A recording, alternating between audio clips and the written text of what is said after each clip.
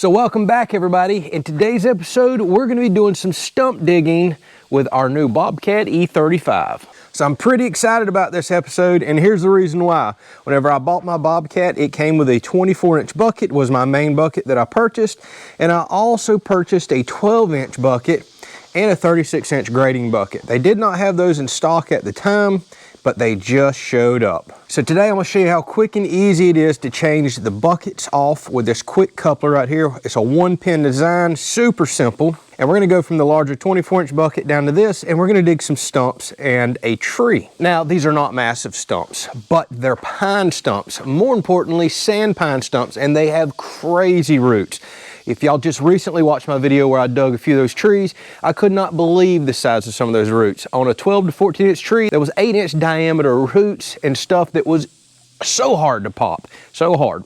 Now, this is not a massive excavator, so I understand that, but I'm hoping by going down to the small 12-inch bucket from the 24, we're gonna disturb less soil. We've got less soil contact, less root contact, so less pressure on the machine, and we can put more of that power into the root right there and potentially pop it. Trying to decide if I'm going to get a ripper for this in the future, which is a single thin blade for popping roots. No doubt that's going to work well. But if this 12-inch bucket works the way that I think, well, we'll just stick with what we already got, because I bought that bucket for other reasons as well. All right, this is only my second time ever removing a bucket. We practiced one day at the dealership. So all I've got to do is pull this out. You can go from either side, pull the pin over there and drive it this way, or drive the pin back this way. No fooling around with wrenches, anything else. There we go. All right, a couple hits with a hammer and the pin flies out the other side. All right, now I need to go move this bucket out of the way. And the cool thing about these buckets right here is you see the tabs, the hooks on the bucket themselves. Well, on the coupler for the machine are these knockouts right here, these little stick outs. So this is what you actually pivot in, hook the bucket with, and then spin around until you line up this one single hole and just put the single pin in, nice and easy. So let me swing this bucket out of the way, put it over here somewhere, and we'll grab that 12-inch bucket. All right, been a few days since I ran this, and I'm still learning. Let's see if I can get that bucket put over here out of the way.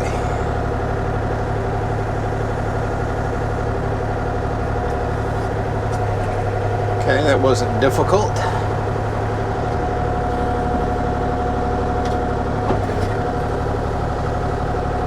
See if my inexperienced self can make this happen.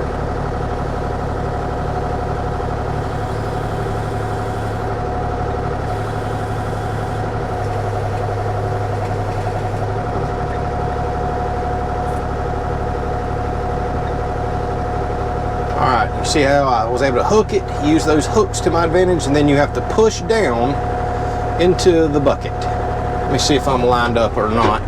All right, doesn't get much more simple than that. Well, actually it does. They also make a hydraulic coupler to where you can push a button and it releases a pin from in the cab. That wasn't a necessity to me because I'm not going to be changing out attachments multiple times a day. It's just not the work that I do, and it was quite a bit more money, although a very nice feature. All right, so let's see if we can get this pin lined up in here. Look at that. Okay, doesn't get much more easy than that. Snap this keeper in over here. We're done. Now we have us a new bucket.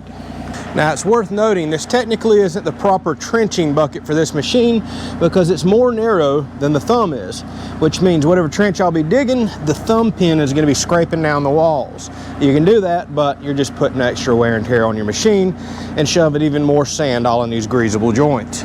You really need like a 15 or 16-inch bucket for this machine. I think 16 is a more common size. But don't forget, the reason I went with a 12 is so I can grab logs, cut around either side of the bucket itself with a chainsaw, and I wanted less digging going on right here for the roots. So let's go try this out and see if I can tell a difference popping some roots and trees up with this.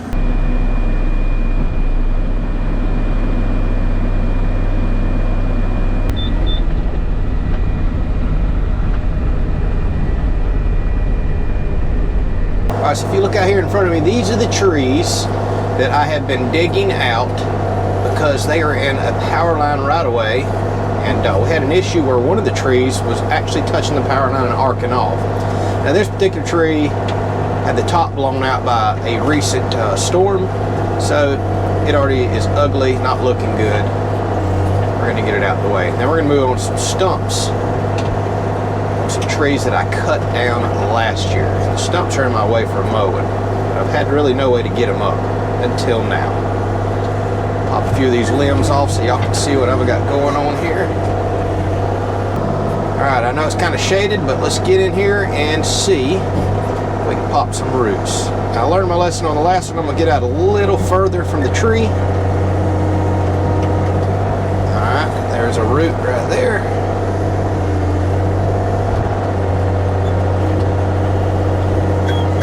We're in a really good root right now. We're actually lifting the machine up. Further on it.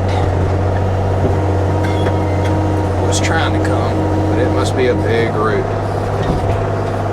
So we got a little further again.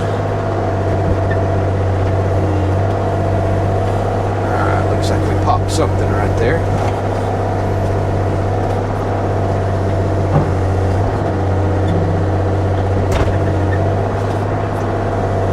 Alright, I see another busted root. So far, this is working out really good.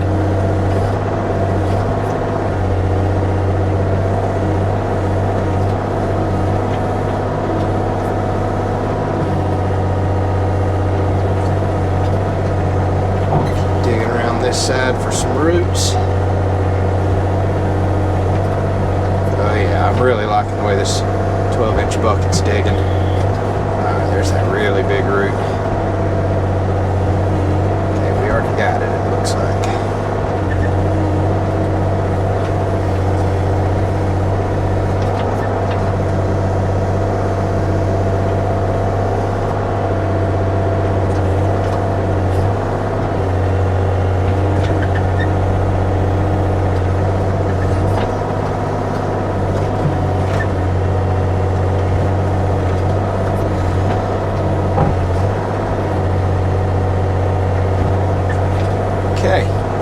Feeling like I'm popping any more roots over here. That was nice and quick. I don't know if we're going to go to the back side of the tree or not. Let's see if we can push it.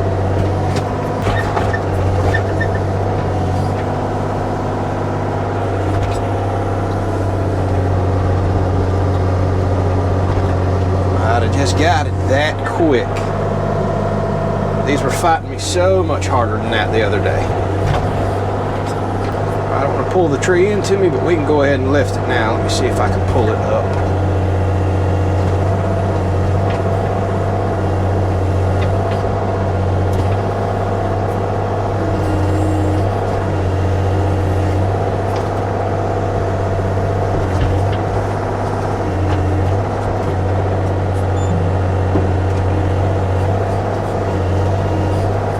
Yeah, it's going to kind of fall back on me. Here it is. Check that out. That was nice and quick for this to be a relatively small excavator. All right, let's go take a look at this. Okay, so I disturbed a lot less soil with a 12-inch bucket than I did with the 24. Because in the last episode where we was out here digging, I dug up 2 trees here and 1 over there, and I tore up a lot of ground. And it took far longer than this did to get up. This 12-inch bucket is nice. Let's come around here and take a look. So you can see this was the big root that I was hanging up on, even though that's probably, and the camera's very deceiving, y'all, that's probably a 12-inch tree. Look at the gigantic double tap roots that go way down. This is what pines are known for and why they're so hard to get out of the ground. But this particular species of pine has these huge roots that go off to the side. That's what I was trying to hook into right there with the bucket, and my machine doesn't have enough power to just pop straight through a buried root like that. But as soon as I come a little further out here, we pulled this one up, which also was a tap root. That's mighty odd. Broke these all off, broke them off over there, and we had this out of the ground with minimal ground disturbance. You can see all the roots where I was popping as well. All right, so let's get this stuff tossed out of the way, and I'm gonna cover this hole up.